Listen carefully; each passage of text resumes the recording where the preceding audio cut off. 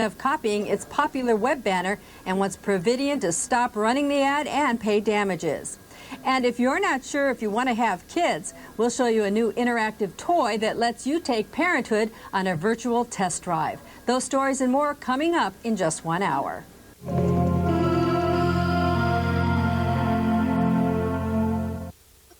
I hope these people can help me with my computer. Oh. A technician will be with you in 4 hours. 4 hours? You can upgrade for just $5,000. What? The universal serial config board should be set to ID 6. I need that in plain English. Help! Leo Laporte, call for help. May I help you? Allons-y, mes amis. Come on in here. Welcome. This is a call for help. I am your host, Leo Laporte. You know why I'm dressed like this and acting like this? Come on, think. July 14th.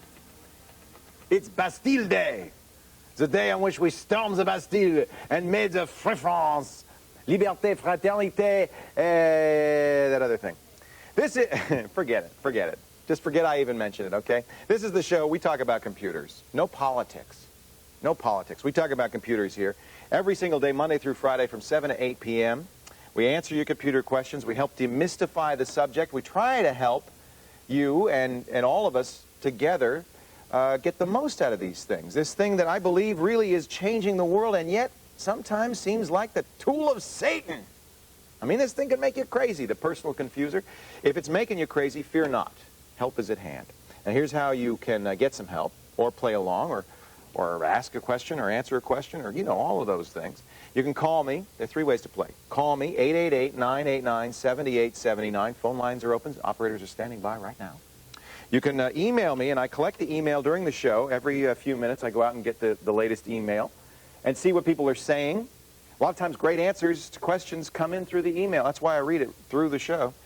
That's the second way. And then finally, the third way you can participate is here in our chat room. And all you have to do is go to the website, zdtv.com/call-for-help. Click on the Call for Help room. Oh, I'm in the Macquarium room, all alone, it looks like. Couldn't get in the main room. There I am with our little Macquarium. Look for me. I'm the green eyeball. And here they come. I'm not alone for long. Join us in the chat room. It's a lot of fun. Now, today on Call for Help, if you do business on the web, a service failure might mean your customers go elsewhere. You lose money. I mean, it's one thing for a computer to go down, but if you don't get email, your website not online, that's bad. So how do you pick a dependable internet service provider? We're going to show you what to look for and where to get the information you need before you choose an ISP for your small business. It's not quite the same as choosing an ISP for yourself personally. We'll talk about the differences and the similarities. Plus, is your computer displaying strange behavior? Boo! Boga, boga. Yeah, today we'll look at one of the main culprits, leaky memory. Sounds bad, doesn't it? We'll tell you what that means a little later on, but let's get to our first call of the day. It's Christopher in Suwanee, Georgia. Hi, Christopher. Hi. How are you? Good. What can I do for you today? Well, my question is, what's the difference between CDR and CDRW, and should I get one? Oh, I love that question because I have a kind of contrarian view on it all. I don't agree with the mainstream on this one, so I'm glad you asked. Any chance to show my quirkiness? You probably know that CDR and CDRWs are recordable CDs. They are like CD drives. In fact, they can be used as regular playback CD drives. This is one. This is a CDRW, but they can also record onto these blank CDs. Now, what's that good for? Well, a lot, because one of these CDs holds 650 megabytes worth of data. So you could back up your hard drive, back up your data, and because CDs last a long time, a lot longer than floppies or tape, it's kind of archival storage. I back up all my data every single month onto a series of CDs. That way I always can go back to previous versions of files, and I know I feel secure that I've got a lot of copies of it, so I'm not going to lose my data. So I think a CDR is a great thing to get. Now, CDR versus CDRW. CDR is record once. It's the original technology. You could record on this. Once you fill all 650 megabytes, you're done. Now, you can record in multiple sessions, so I can record and fill up a third of it today, and in a couple of weeks fill another third, and a month later fill another third. But once you've filled all 650 megabytes, it's done. You put it away and save it. CDRW is readable and writable.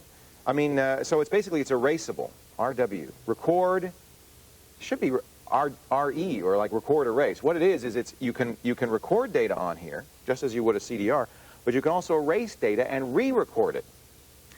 So it's more like a hard drive or a zip disk where you can continue to use it over and over again.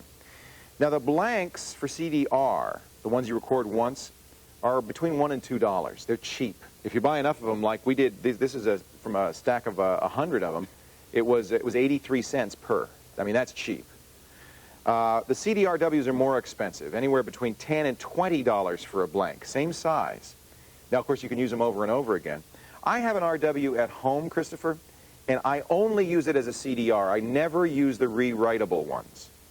Because, first of all, the blanks are more expensive, and frankly, I like the idea of filling this up and storing it and then filling another one up, and then filling another one up. And I could fill 15 of these for every one of the CDRWs. So I don't see that there's any reason to spend the extra money on the RW part. Just get a CDR, in my opinion. Unless, I don't know, maybe, I can't really think of a lot of reasons why you'd want the rewritable. It's not more economical, really. I guess it's, you know, you could leave this online and have it like a slow backup drive where you just drag files to it. But I think a CDR would work just the same. So I'd say save your money. CDRWs cost marginally more. You can get now a good internal CDR. Mitsumi makes one, for instance, for $199. And I think that's a pretty compelling price for, I think, a product that a lot of families could find use for. You put photos on here, MP3s. I mean, a lot of data can go on there. Do you have one of these yet? No. What would you do with it? I would store my files from school. Yeah. Yeah. MP3s? Music? No. No? One good thing these are good for is making backup copies of disks that you purchase. I use it to copy Linux for my friends. That's perfectly legal to do. I'd say get a CDR, Christopher. Save yourself the money. If you don't notice a difference, you know, because there are a lot of CDRWs out there, then get a CDRW. But I have one. I never use the rewritables. I just use the record onces.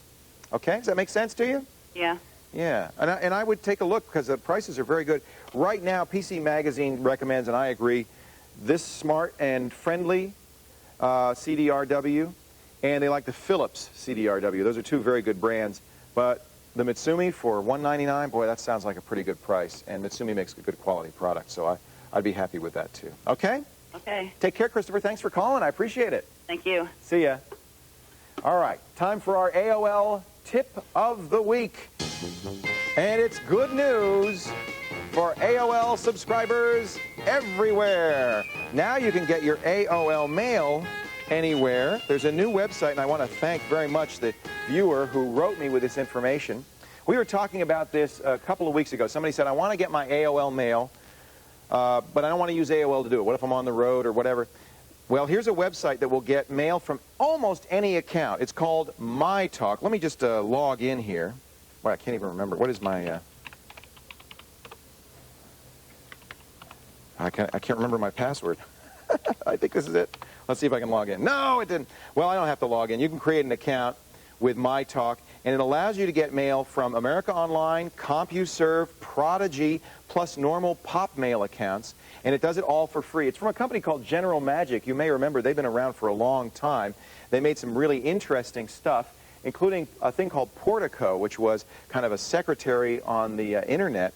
Well, MyTalk is kind of a stripped-down version of Portico. The fact that you can get AOL mail makes it very attractive. So if you have numerous email accounts, including AOL accounts, this is a great tip for you. MyTalk.com. It's free, web-based mail, and it works with even non-standard email clients like America Online. Okay? I think you're going to like it. Our AOL tip of the day. I'll log in here. I'm going to try this again.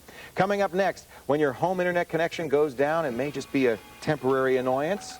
But if you're running a small business, any downtime is going to cost you money. Stick around and find out what the best SOHO ISPs are next. There, I logged in. See, there's my email. Pretty cool.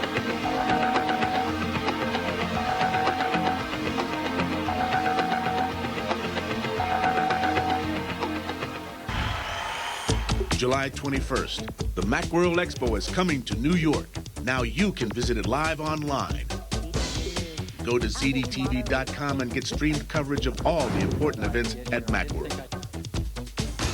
Keynote speeches, Best of Show awards, software secrets, and the latest product reviews. Stay with ZDTV.com, your best source for Macworld. July 21st through the 23rd. Sponsored by Microsoft Outlook Express. Be the first to hear about breaking news, live webcasts, and contests. Register for the ZDTV newsletter now at ZDTV.com. Click on Interact. ZDTV, helping you get the most out of your computer. It's like not technical, just their answer plain English. The other day I was watching it and then showed me how to use a GUI. And I didn't even know what a GUI was.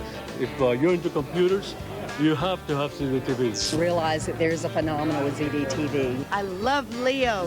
It will help you understand the computer more than it will help the computer understand you. ZDTV, amaze yourself.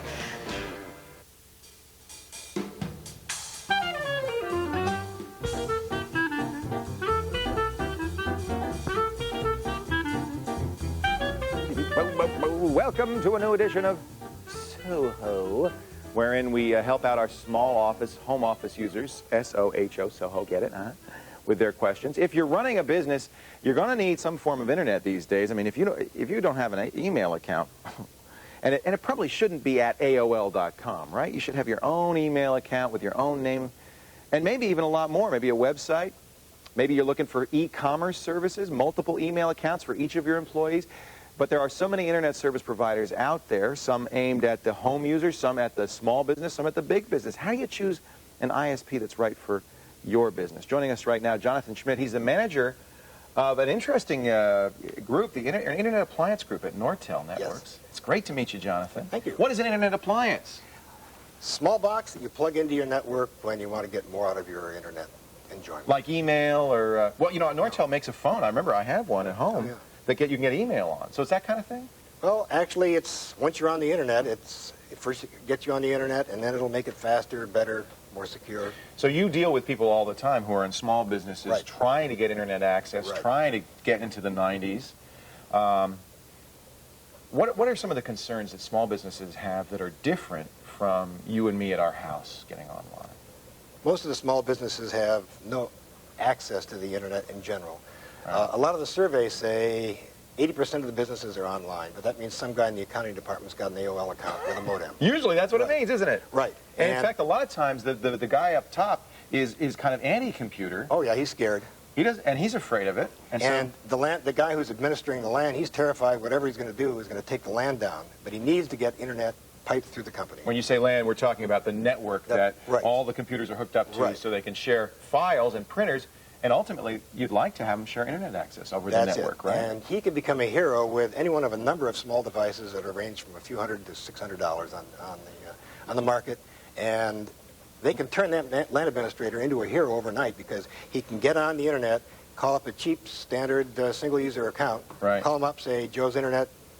You mean like just a regular... It's just the same thing you'd have for your house. Right. The guy will say, give me your credit card number, and here's your user ID, the password, and the phone number. And you're online. You take one of these devices, you put those three things in it, snap it into the phone line, snap it into your LAN hub, and everybody is lit up in the company. You hear ads on the radio now all the time and on the billboards and everything for these things like Whistle, Interjet, and Snap. So there's a lot of different companies making these servers. Right. Is that a good way to put a company online? That's a good way. They're more sophisticated. It's a longer installation cycle because it involves getting other servers, mail servers on your LAN.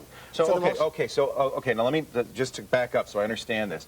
So your first solution, your simplest solution, is having the mail server, all that stuff be handled by the internet service provider. Yes, and that's what you should check. If you can handle your mail, handle your web hosting when you grow to it. Let them do the hard stuff instead of you having a mail server on your site, because then you have to maintain it. You've got enough problems keeping your LAN up. Yeah, right. You know, the printer goes down, you got a call. So what you need is to light up everybody in your company on the internet with no risk to you. And these small devices, like our Instant Internet, other companies have it, they can do that with just a couple of questions answered and a couple of snaps of your 10 base T. Do I need to have a cable modem or DSL or a leased T1 line, or can I just use my regular phone line and a modem? You can use a regular phone line and a modem. Is that enough speed? For 5 or 10 people until they get a real big appetite for it. Yeah. Really? And that's because... And they can all get on simultaneously through that one account. Really? No, they can't all download files or listen to real audio. They can all at the do same it, time. but it'll get slower. Right. And in that case, you can up your speed. But they could get email and simple web browsing. They could do just fine, right? Right, sure. Yeah. Because that's kind of, one person asks for a little bit, another person asks for a little bit. It's not all at the same time. Right, and it smooths itself together pretty well. And it's amazingly delightful. Really. Well, you seem to enjoy your work. I'm glad to hear you say that. Well, we're going to show you some ways that you can choose an internet service provider. And this is the one I've always sent consumers to, which is a website called The List. It's now at thelist.internet.com, or you can just type in thelist.com. And there are 7,300 internet service providers in here. Some are dedicated to business, but most are individual consumer internet service providers. But you say that'll work fine for most, at least for your first foray into the internet. That's right. And you might do what you do with anything else in your local area. Check with your friends and see who they like. Yes, I think that's what I always tell people to do. I think it's very important is that find out if they're happy with their service. Because you can't really call a vendor and say, well, are people happy with you? They're not going to tell you the truth, right? Let's just look here. Let's go to Kentucky here, because it's one of my favorite states, and just see. We just entered in an area code, the 502 area code in this case, and it's going to give us a list of all of these service providers. Those are the national ones, it looks like. Yeah, well, they start with the ones that pay for advertising, right? Okay. But if you click that full alphabetic list, and this gives you an idea of what they offer. Many of them I see are offering high-speed ISDN, fractional T1, T1. Is that something to look for? Is that good, or is that something you don't care about? You have to plan on your appetite growing rapidly. So, yes, you're going to need higher and higher speeds. So the capability to deliver that when you need it is something maybe you should consider. And take into account the fact that at almost dial-up costs, you're going to be able to get cable and DSL soon, which are enormous pipes. And man, you could have 100 users using a DSL line. And the same kind of little device will do it. Oh, interesting. Really? All right. Kind of little device. So that's very cool. Now, what things should we ask an internet service provider? And this is true not just of small offices and home offices, but of just individuals. There are things we should ask. Well, number one, you want to make sure that when it dials up, there's no busy signal. Busy signal. And what do I ask? Do I say, you guys have a lot of busy signals? They're not going to tell me that. They may.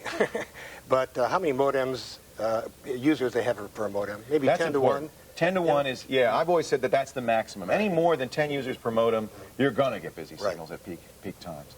Okay, so ask them about their user to modem ratio. Right. Then how fat a pipe do they have to the internet? And what kind of connectivity to the net they have? Right, and most of them, the better ones, are multi-home. They have several connections. So one goes down, they can go to the other one. Right, and they may not just go down here. It may go down halfway across the country. Right. So they may have MCI and Sprint and UUNet. They may have several. They should have several connections. So the term to ask is multi-homed?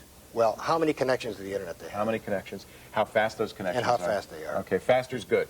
All right. Now that's all you need to get on, and of course the cost of the account. Right. And for most businesses, take it a small step at a time. Light up your business. Get everybody internet literate in your company so the shipping department can track FedEx packages. Right. That's really great. In 10 seconds instead of 2 minutes, right? That's a much bigger. Once they get internet literacy and you can look at your competition, see what they're doing, you can, now I know what I want to do for an internet presence. So take a small step at first.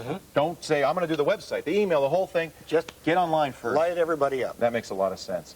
Let's take a look at another website. This is Boardwatch, which is one of the best magazines. They've been around for years covering the bulletin board scene. And, of course, when the internet became hot, Jack moved over to the internet scene. And this is a great series of questions for an ISP candidate. Exactly what you've been talking about, Jonathan. What to ask your ISP, especially about hidden charges and things like that. And then finally, let me give you a little bit of a plug. By the way, that's boardwatch.com we just showed. And I'm going to give Jack a little bit of a plug. Nortel Networks, where you work in the IP appliance division. That's internet appliances. I think that's pretty exciting. It's a lot of fun. Yeah. It's an expanding market. Will you come back when you start shipping these things and show us some of the things? I'd love to see what they're doing out there. Are you doing any consumer, or is it mostly small office? SOHO. Well, that's perfect. We'll put you on our SOHO segment. I'll be here. Jonathan, very nice to meet you. I really appreciate it. So if you're not online yet, get online. You want to know more about it, read Jonathan's article about internet service providers. It's at our website. Just go to zdtv.com/call for help. Okay? All right. We're going to take a break, but first I want you to test your knowledge in our daily quiz. Here's how this works. You go to the website, you click on today's quiz, you get this right, you're going to be in that drawing. 3 months, my friends, 3 free months to ZDU Online Learning for a Connected World. And all you got to do is tell me what formatting is. Is it HTML border coding, restoring graphics, preparing a storage medium, or new carpeting? I got formatting in my car. Oh, that's floor matting. Oh, well, never mind. Go to the website, give us your answer. We'll talk about formatting a little later on. As Call for Help continues. Crashes are infuriating, but this gives you the freedom to have fun. And save time. When you want cost-effective added protection, you're looking at one icon on the screen and support day and night behind it. And it really helps to ease our worries about infected files and nasty viruses. In a connected world, computing downtime anytime can be devastating. Out of touch means out of luck. Now, from Symantec, the world leader in problem-solving products, comes Norton SystemWorks, the first fully integrated utility suite comprised of 5 award-winning products designed to both fix and prevent system problems. What's that mean to you? Teamwork solutions at the touch of a single utility. Smart. Definitely a big league play. From automatically saving your work and critical system files to intercepting crashes, protecting you from the latest viruses and malicious ActiveX and Java applets with weekly updates. With everything you have to stay on top of, that's smartest too. So see for yourself and download a free trial version of Norton Antivirus and a key component of Norton SystemWorks. No doubt about it. Home run. I think you know who I am. Coming to you live from the ZD Netcam network. Amaze yourself. Hey, buddy, come here. You want something for free? Absolutely free. Look what I got here under my raincoat. The Call for Help website at ZDTV.com/call for help. See this? Today's free file download. Every day, we have a link to the ZDNet software library and their free file of the day. Every day, a new file, absolutely free, no hidden charges. And today, it's Paltalk. It's a chat program, kind of like ICQ, except you can use your microphone and sound card to talk online with Paltalk. You're going to love this thing. Set it up with your friends and family and make internet phone calls with one another using Paltalk. It's all available at ZDTV.com/call for help, our free file of the day. All right, let's check in with the Call for Help chat room. Oh, I haven't been in there all day. I feel so guilty. See what they're talking about in today's show. And, well, I could see they're talking a little bit about ISPs, Internet Service Providers. And if you want to talk with them, www.zdtv.com/call for help. Good place to go to say, hey, is this company good? Is this company good? Ask your friends in the Call for Help chat room. Well, as you know, I try to chat as much as I can in the chat room. Of course, I'm on the air, so it's only during breaks, and I can't get to many of your questions. But this week's going to be different. I'm going to be doing 2 public chats this week. 2, count them, 2, dedicated to answering your questions and nothing but. I'm going to do one on AOL and one in the Zine Zone. The Zine Zone chat's coming up Thursday. That's tomorrow, July 15th, 4 o'clock Eastern, 1 Pacific time. That's at zinezone.com, zinezone.com/events. And then Saturday, the 17th, this coming Saturday, 9 p.m. Eastern, in the Youth Tech Forum. Really excited about that one, too, because it's a bunch of kids, and I'm going to get them on the right path. I'm going to get to influence those guys and gals into going the right way. 9 o'clock Eastern, keyword YT chat. Let me throw in another one because I'm going to be doing a radio show, the Alan Handelman Show, at 10 o'clock Eastern time this Sunday. And I know a lot of you listen to Alan Handelman. It's a great radio show on FM stations all over the country. Check your local listings to find out where Alan is in your neck of the woods. And I'll be talking and answering questions with Alan from 7 o'clock Pacific time, 10 o'clock Eastern time on Sunday night. Okay, so I've got a busy schedule ahead. But plenty of time to go to Laguna Nigel, California, and my bud Jefferson on the ZDTV 3Com Netcam network. Hi, Jefferson. Hi, Leo. How you doing? Fine. What's up? My laptop, after it's been on for about 12 hours or so, yeah, it drops all the fonts and everything appears as boxes. Well, that's not good, is it? And so, do your icons look normal? My icons and the text under the icons look normal, but everything else, in web pages, everything on my desktop, goes to boxes. Interesting. But the icon text is normal. Correct. Have you tried this, opening a word processor and seeing if it's every font? Because you know, typically, the fonts under your icons are what's called a screen font. These are not, unless you've changed them normally, a true type font. These are screen-only fonts that Microsoft provides, usually Microsoft MS Sans Serif. if those fonts aren't being affected, but only TrueType fonts are being affected, that would be, I guess, a clue as to what's going on. I can tell you in general, I can't diagnose this specifically unless I sat down on your computer, but I can tell you in general what's happening here. If it happens after a period of time that you use the computer, but let me just ask one diagnostic question. I take it it fixes itself if you restart the computer? Yeah. So you just go to restart and immediately fixes itself? Yeah. Yes, my friend, you have what we call a memory leak. Isn't that disgusting? Your memory's leaking. What it is a program of some kind that is over time using memory and not restoring it. And after a length of time uses so much memory that things start to fail. I'm suspecting your video driver, almost undoubtedly. Now, you have a laptop, so you probably have an unusual chipset in there, most likely Neo Magic. Do you know what kind of video chipset you've got? No. Well, you're going to have to find that out. And you're going to have to get the latest version, probably from the laptop manufacturer's website. If you can find out what kind you have, let me show you, and this is actually a useful thing for everybody to know, is how to find new drivers.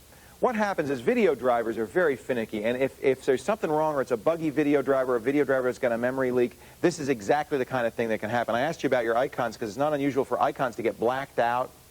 That's a very common memory leak related error. Fonts disappearing sounds like it's pretty much the same kettle of fish. This website, windrivers.com, is the best place to find drivers if you know what you've got in your computer. Go to windrivers.com and enter the search, and you will find the latest. I mean, I'll tell you what. We'll do a search right here for. We'll do the beginner search because I'm such a novice to all of this. Let me. Where is it? Oh, maybe I should go to the advanced search. I can't figure out how to use the beginner search. But enter in Neologic, and you'd find it. Now, the only thing I would say that makes me a little bit nervous is. Because it's a notebook computer, notebooks are very often very proprietary, non-standard. And while you could go here and you could find the latest Neologic drivers, and I'm going to do that right now under N, I think you're probably better going to your notebook site. I'm sorry, Neomagic, not Leologic. You're probably better going to your notebook manufacturer site. Who makes the notebook? Toshiba. Yeah. If you go to Toshiba's website, they will have the latest drivers for your model, and you probably want to get that because it's such a proprietary system. I'm not sure generic drivers are going to be the right thing to do. But try updating those, see if that fixes it, okay? Okay. Almost undoubtedly, that's the problem. If restarting fixes it, that means it's a memory leak, because what you've done is you've cleared out memory and everything's back to normal, and 12 hours from now, it'll fail again. That's a memory leak. It means there's a software bug somewhere. Most likely the video drivers. Try fixing that, okay? Okay. Hey, thank you for the call. I appreciate it. Thanks. See you later. Okay. Bye-bye. All right, stick around, folks. We're not done yet. Remember that website, by the way, windrivers.com. I promise you it'll come in handy. We're going to take a break, but when we come back, our big news story of the day, and we're going to teach you how to script your Macintosh with our Macworld Mac Tip of the day. It's all coming up next. No PC gets a harder workout than the one that's at home with the family. But how do you get the most out of your home computer? That's where FamilyPC comes in. Need to know more about email, searching the web, or how to find a great game? FamilyPC is a one-stop shop for fun, adventure, and practical knowledge. Call 1-800-956-5959 for your free trial of FamilyPC today. Your family deserves it. The best part of FamilyPC are the families like yours who help recommend the best products and ideas. Over 4,000 family testers nationwide put the latest computer products through the toughest test of all, life in a real home. Call 1-800-956-5959 for your free trial of FamilyPC and a full year subscription, 12 issues in all, for the low price of $9.95. That's 72% off the newsstand price. Or cancel owe nothing and keep the trial issue free. And with your paid subscription, you'll get FamilyPC's Guide to the World Wide Web free. Call now. Your family deserves it. This week on ZDTV, meet the wizards behind the Phantom Menace. This Tuesday, the screensavers talk with an animator from Industrial Light and Magic. Maybe we'll get the real dirt on Jar Jar Binks. They came, they hacked, but did they conquer? ZDTV News Online has an in-depth look at the DEF CON Hackers Convention. And check out GameSpot TV's Pokemon Contest. Go online to answer Pokemon trivia, send your Pokemon art, and win cool prizes. That's what's happening at ZDTV and ZDTV.com. Amaze yourself. Tilde tells all.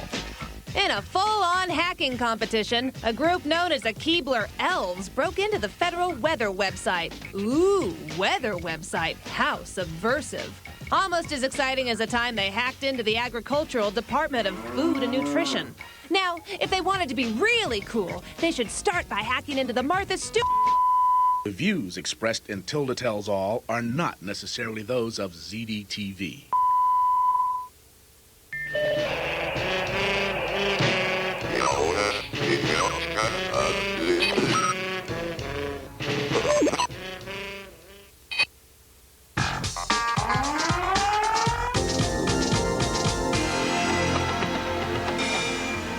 Welcome back to Call for Help. I'm Leo Laporte. This is the show where we answer your computer questions. We help you get the most out of the personal confuser on your desk in front of you. We teach you not to abuse it, but to make friends with your computer. If you have a question or a comment or a thought or a suggestion or an answer, even better, 888-989-7879 would be the phone number. You can also visit me in the chat room. I love it when we chat. That address, www.zdtv.com/call-for-help. Wait a minute, let me just say hello, because hello. Just had to say hello. Now, this is the time of the show. And watch, you're all going to say hello back. This is the time of the show we like to check in with our colleagues in the ZDTV newsroom, see what's going on in the world around us. Lynn Esposito is here with the latest news. Hi, Lynn. Hi, Leo. How's it going? It's going great. It's going great. I love Fridays. You did. Yeah. Oh, wait a minute. It's Wednesday. I was going to say, what? Which last Friday? What's going on in the news? I was trying to cover for you. Yeah. One of baseball's most legendary players is the subject of an online campaign right now. Fans want Shoeless Joe Jackson, a figure in the notorious Black Sox scandal, initiated into the Baseball Hall of Fame. Jennifer Mack has the new score on an old game. 80 years ago, when Shoeless Joe Jackson, one of baseball's greatest hitters, was accused of helping throw the World Series, the nation was outraged. Say it ain't so, Joe. Say it ain't so. Jackson was banned from baseball for life, and although he was later cleared, he remains ineligible for baseball's Hall of Fame. But that could be about to change, thanks in part to the internet. Shoeless Joe's fans have created a virtual Hall of Fame in honor of the famous slugger, where you can add your name to the growing list of people who want Jackson inducted into the real Hall of Fame. While you're at the site, check out Jackson's batting average and the only interview Shoeless Joe ever gave about the scandal. The online campaign has recently gained the support of Ted Williams, one of the greatest sluggers the game has ever seen. I think Ted Williams is interested, probably intellectually, as the greatest modern hitter in a man who was the greatest dead ball hitter. I think there's a fraternity among the great hitters of all time, those that hit 400. And I think Ted is still competitive at 80. And I think he wants to see this campaign succeed. Last year, he hired Chicago attorney Lou Hegeman to officially petition Major League Baseball and its commissioner, Bud Selig. We're not asserting that Joe Jackson is an innocent pawn. We admit that he accepted tainted money. We also start from the premise that he's already served his sentence. So it isn't necessary to retry him. And I think that is at least part of the reason that perhaps we have a little different position. Earlier this month, Ted Williams, joined by Bobby Feller, Yogi Berra, and former Los Angeles Dodgers manager Tommy Lasorda, marched on to the Field of Dreams in Dyersville, Iowa, during the Joe Jackson National Baseball Tournament to rally for Jackson's reinstatement. Is this heaven? No.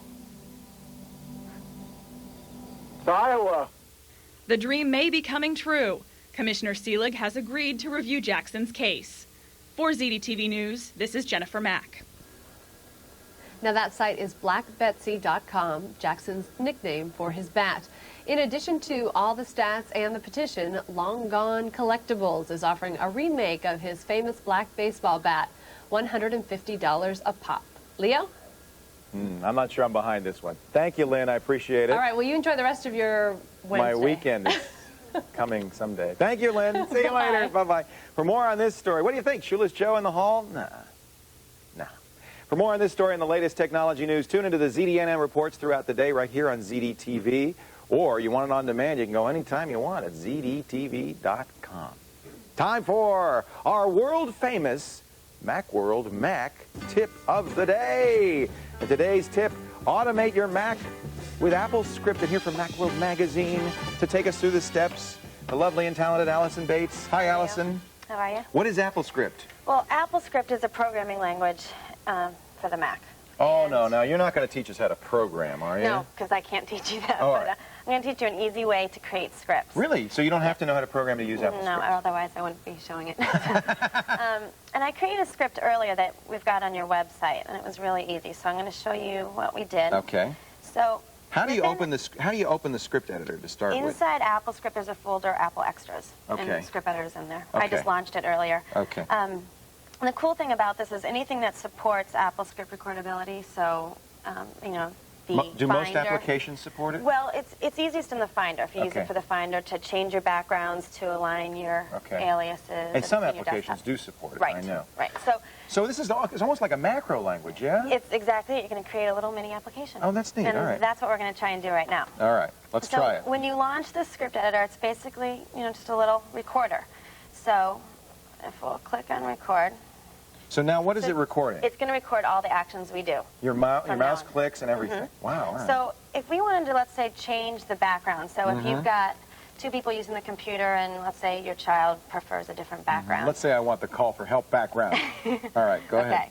So if you see here, we've just done one mouse click, open the appearance. And it's actually, you can actually see what it's recording it there. Right, so you don't have to learn any scripting language. It records it for you. That's great. All right. So we can go down here and let's change it to Bondi.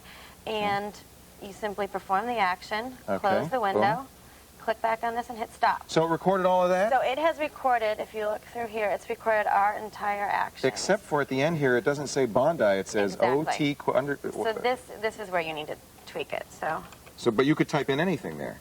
Yeah, so we typed in Bondi. Okay. And now we need to save it. So the thing you need to remember is you're going to save it as an application because you want this to launch and perform the task that you've just done. So you can save the macro, all the macros as an actual application. Right. So a macro is basically just a set of directions, and we're saving it as an application. So I'm going to click here, never show the startup screen. So you don't see the Applescript screen. Right. So it will just automatically launch it. The user? Exactly. All right. So we're going to name this Bondi again, just for easy. And we're going to save it on our desktop. Okay. And we can close out of here. So now we should have, did you save it on the desktop? Maybe not. Yeah. Maybe we saved it somewhere else. Oh, there it is. It took a little while. Moving a little slow. So there it is. Oh, that's interesting. So this is in effect an application that you just wrote. You just created your own application. So, and then we can go into here really quickly, and if we want to change our... Change back. Let's see if this works. You feel comfortable? You feel confident? You think it's going to work? Can we break to a commercial if it doesn't? Yes. Okay. I'll immediately cover for you. She double-clicked it, and it should... Yes! And it worked. You know what? That is very cool. It is cool, huh? That is a nice thing. What I'm going to do is write one that changes it back to the call for help screen, so when people come in here and mess it up, I can put it back. Allyson, great tip. And we have the script online, too, so you can actually open the script editor, copy and paste it in there, and launch it I've never played with Applescript because I didn't want to learn the language, but now I don't have to. But this is cool. Allyson Bates, thanks. I understand you're going to the Lilith Fair now. We're on our way. All right, we're going to get you out of here. Enjoy the concert. That's great. But don't you go anywhere, folks. There's lots more show to go. The live lines are fired up. They're fired up. And I'll be taking your calls next. Stay right here. All right, you, get out of here. You got this, and you use it for this. But to get the most out of this and this for this, you need this. PC Computing Magazine is the monthly magazine business professionals rely on to help them maximize PC performance and productivity. You can use this right now. And you'll receive this, a risk-free trial issue of PC Computing. Take advantage of our special offer and subscribe to PC Computing for just $14.99. Act now, and with your paid subscription, you'll also get 2 free CD-ROMs. Then join us for a full year, 11 more issues for the low price of just $14.99. Or simply cancel and keep the trial issue. Call now for your free trial issue of PC Computing, our special subscription rate of $14.99, and 2 free CD-ROMs. For this, you won't find an offer better than this. Just imagine being linked to a source of information, to a global internet adventure. Just imagine clarity in a world of chaos. Now, there's a new television network, ZDTV, your home for entertainment, explaining the power of computers and the internet, creating a world of possibilities. ZDTV, amaze yourself. The show doesn't end at 8 p.m. Eastern Time. Call for Help continues 24 hours a day thanks to the World Wide Web and our fabulous Call for Help website. It's updated all the time. There's always new stuff on here. I highly recommend you check it out. And if you see something on the show you want to know more about, this is the place to go. For instance, want to know more about getting your office online? Click our ISP for SOHO segment article, and there it is. There's the whole article by Jonathan Schmidt and links to all of the places you want to go. It's a great companion to the TV show, www.zdtv.com/call-for-help. Truly, we couldn't do the TV show without the backup of the Call for Help website. It is an equal and important partner in this program, in this endeavor. Let's go to Greg in Livingston, New Jersey. Hey, Greg, how you doing? Leo! Hey! What's up, man? Well, you know I was in Livingston, man. Yeah, you were in Gateway Country. Yeah. Right? Were you there? I missed it. Oh, man. Yeah, I came all the way to see you, Greg, and you didn't show up. I was up at school. I wasn't even here. Oh, that's all right. I'll go back. I'll come back. All right, yeah, cool. All right. Question. Yes, sir. I'm having some extension problems here. Oh, I hate it when that happens. Yeah. A couple of, like a week ago, on my WAV files just went crazy. Yes. And they went from, like, you know, the normal icon. Right. Now they're the all files icon, the standard Windows icon. A generic icon. Yeah. Mm-hmm. And what happens when you double click them? Nothing. That's the problem. Zip. Zilch. Nada. Yeah. So what happened is the file association got broken. You know what that means? Yeah. Okay. Well, let me explain to everybody else what it means. When you have, you probably noticed this, Windows users. This doesn't happen on the Mac, but when you use when you create files on the Windows side, there's a file extension, a dot and 3 letters. Those 3 letters tell Windows what program to open when you double-click the file. So if it's a .doc, that's associated with Microsoft Word. That means double-click .doc files, run Microsoft Word, and open the file with Microsoft Word. So what the problem is that .wav files, those are the Windows WAV files, used to be associated with probably the Windows Media Player or the sound recorder. Now they're associated with nothing for some reason. It can happen. Right. And you double-click them, nothing happens. Does it say open with what? No. It doesn't even do anything. Yeah. Well, let's show you how to fix this, okay? All file associations are accessible from any Explorer window. I'm going to open the easiest way to open it. Let me show you how I did this. To open an Explorer window is double-click My Computer. That opens this Explorer window. Go to the View tab, Folder Options, which is at the bottom of the View tab, and File Types. This is the list of your file associations. They call it registered file types. And if I scroll down to WAV files, somewhere down here, there is WAV sound. You see file type details, extension .wav opens with MPlayer2. That's Microsoft's media player. In fact, if I click the edit button, it'll show me that I have 3 actions associated with it. Open is the double-click action, play and record. This is the default action when I double-click. And if I double-click open, you see what actually happens is this is the command that gets executed. This program, mplayer2.exe, gets executed with the /play/%L. I don't know, the problem is it's hard to know what the syntax is because it's different for every program. But that's what gets executed, okay? So what you've got to do is reassociate your WAV files. How do you do that? Well, the easiest way is to find a WAV file. Let me find one real quickly on my system so I can show you exactly what it looks like with a WAV file. In fact, I'm going to reassociate mine because I don't like what it's associated with. So let's see. Here I've got a WAV file. I'm going to drag it to my desktop. What you do is, now yours doesn't have this little speaker icon on it anymore. It's just generic. Yeah. Yeah. So what you do is you click it once to select it, okay? Uh-huh. Then you hold the Shift key down. Okay. Hold the Shift key down and you right-click on it. And you're going to see a new entry in that pop-up menu, Open With. Oh, that's nifty. Isn't that cool? Now watch what happens. When you get the Open With, you understand where we're going here, don't you? Yeah. You already have figured it out. Yeah. You are miles ahead of me, Greg. What school do you go to? University of Hartford. Yeah, see, there's smart guys at the University of Hartford. Yeah. They know their stuff. So you pick whatever application. Now, be careful here. You want to pick the right application. In this case, I'm going to pick Sound Recorder, which is my preferred playback. See if it's not even in here, okay? So it's not in here, so I press Other, and I find it. I know it's in the Windows directory, so I'm going to open My Computer, C, whoops, Windows, and I'm going to pick Sound Recorder. Let's go all the way over here, SND Record, where is it? And I'm going to click that, and I'm going to say now, I'm going to click this box, by the way. Always use this program to open this type of file, okay? Let's click OK, and now watch. When I double-click this, Sound Recorder opens. I've changed the file association. I haven't quite done the job right because what I'd like it to do is play and close. That's where that /play comes in. And you might want to /play/close. Play with the parameters to see which one works the best, okay? All right. Hey, Greg, I salute you. All right, Leo, you're the king, man. No. I'm the queen. No, that's wrong, too. I'm a prince. How about that? Cool. You're the king, Greg. All right. We'll see you later. Thanks a lot. Take care, guy. Bye-bye. We got more to come, but first I want you to test your technology in our daily quiz. You gotta be careful in San Francisco saying you're the queen, don't you? If you know the answer, you go to the Call for Help website. It's at ZDTV.com. You click on the button that says Today's Quiz right at the top there. Answer this right, your name's going to be in the drawing for 3 months free to ZDU Online Learning for a Connected World. The question is, what is formatting, HTML border coding, restoring graphics, preparing a storage medium, or new carpeting? I got floor matting. Give us a quick buzz over to the website. Give us your answer, and in 60 seconds, I'll ruin all the suspense by telling you what formatting is. As Call for Help continues. Acids are infuriating, but this gives you the freedom to have fun. And save time.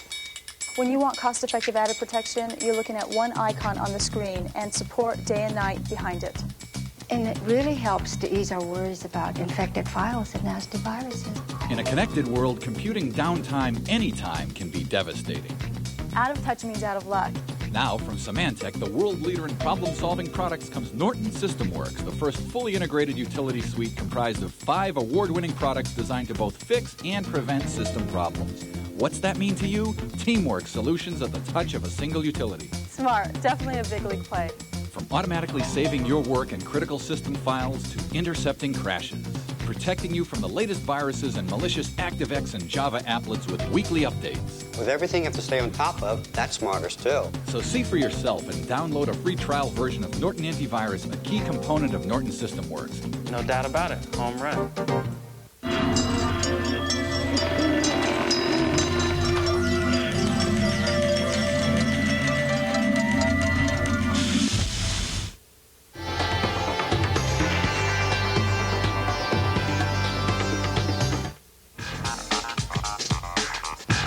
Welcome back to Call for Help. Before the break, we asked you, what is formatting and HTML border coding, restoring graphics, preparing a new storage medium, or new carpeting?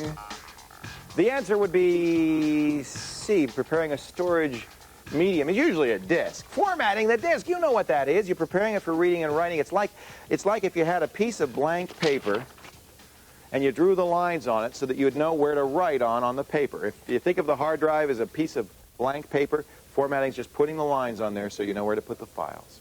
That's formatting. All right? We got an email the other day from, I think it's Debbie in Simpsonville, South Carolina, writes, how can I safely wipe my hard drive? I brought home a computer from my office. It has a lot of junk on it I don't want or need. Well, because it's an email, I can't ask Debbie some questions. The first question I'd say is, do you want to get rid of everything or just some of the things? And then secondly, do you want to get rid of them so that nobody can read them, or are you just content to erase them? So let's give you a couple of choices. Let's say you only want to delete a few directories with some data in it and programs that you don't use.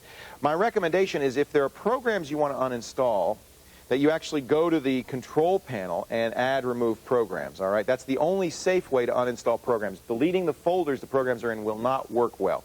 So add remove programs, pick the programs you don't want, remove them. Then you can go into the hard drive and delete the folders you don't want. Let's say I uninstalled America Online. I could then delete the America Online folder. Now, That's the easiest way. That'll work fine. Recover a lot of memory on, hard drive space on your disk, and that's going to be fine, unless you're worried that somebody's going to snoop and read that data.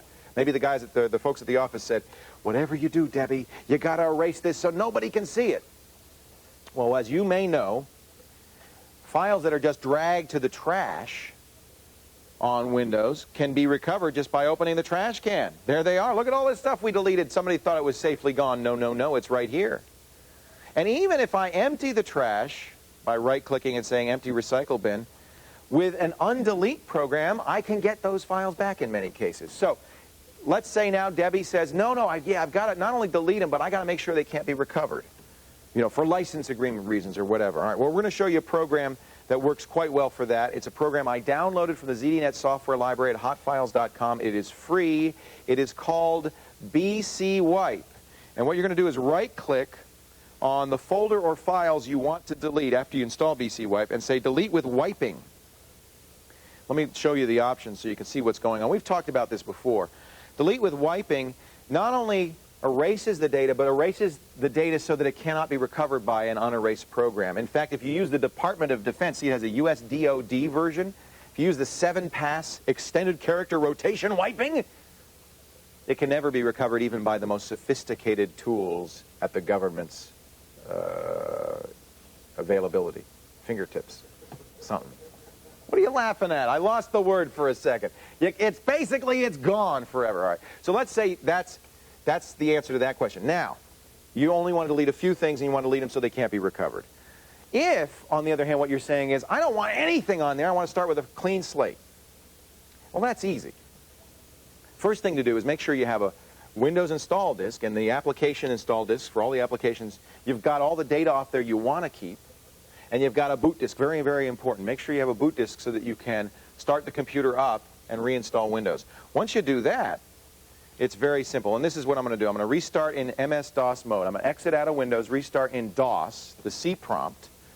And I'm going to do something we were just talking about. I'm going to format the hard drive. What does formatting do? Formatting, remember that blank sheet of paper puts the lines on it. Well, there's an advantage. There's another thing. Let's say you have a sheet of paper with data on it. It will do the same thing. It'll erase it, and then it'll put the lines on it. It's another way of erasing it. And you know what? It's pretty effective. Unless you had really good tools, you wouldn't be able to recover that data. So here's the command. Format the drive name, okay?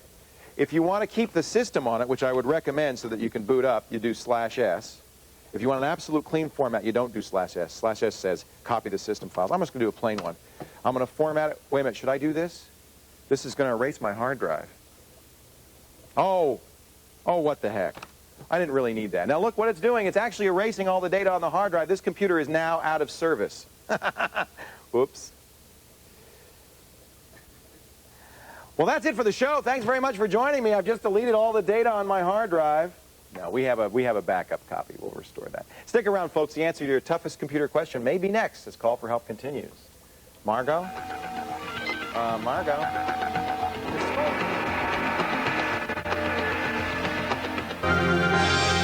I pledge allegiance to the net and the united world through technology. Internet Tonight and all its fans. One show And website. indivisible. With liberty and access for all. Internet Tonight, weeknights at 10, 9 Central on ZDTV. I'm a member of the network. This is the network. Reporting live on the network. Be a part of the fastest growing network on TV. ZDTV, 3Com, Netcam, Network. ZDTV wants to give you a new 3Com Big Picture Netcam. Send a Vmail message or call in live to any ZDTV show. Hello, Kate Leo. Hi, how are you? Log on to ZDTV.com. Register, and you could win a free Netcam. Register today at ZDTV.com. ZDTV. Amaze yourself. Estamos desde la exposición de la CD Expo y estoy en ZDTV. Les recomiendo. Get plugged into the best of the net with Yahoo Internet Life magazine, the definitive guide to the internet. Link up to the coolest people, places, and services on the planet. Get the hottest interviews with the most supercharged celebrities. plus reviews of the top sites to do almost anything. There's even a handy tear-out guide to the sites featured in each issue.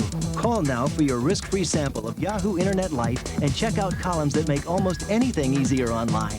Easy Shopper spotlights sizzling new shopping sites. Save big bucks with Old Way Netway. Travel the net at warp speed with Easy User. Use your credit card and get a gift, the amazing Ultimate Web Companion CD-ROM, free. Here's the deal. 12 issues, only $19.97. That's 44% off the newsstand price. Satisfaction is guaranteed. Cancel and owe nothing. Keep your trial issue free. Get plugged into Yahoo Internet Life. It's the definitive guide to the net. Call 1-800-913-9977. That's 1-800-913-9977. Coming up next on ZDTV. ZDTV News, followed by Computer Shopper.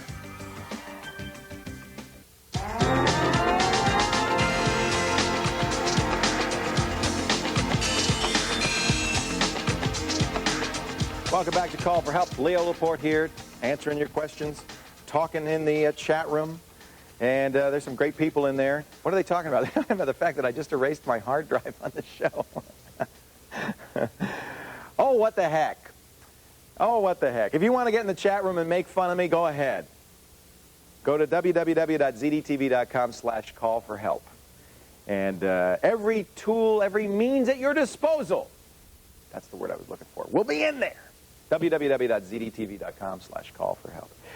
As I mentioned, we do get email during the show, and I collect it, and sometimes we'll get an answer to a question. Sometimes we'll just get a question that I think is kind of interesting. And here's one that just came in about 10 minutes ago from Chris, who says, I'm using Internet Explorer 5 with Windows 98. Whenever I'm on the net, Explorer is constantly saying, do you want to disconnect?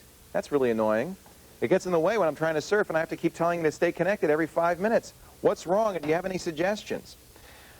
I'm not sure exactly what's wrong, but I can tell you how to turn, I believe I can tell you how to turn that off. And it has to do with going to your control panel and the Internet options. Okay, open up your Internet options and press the Connections tab.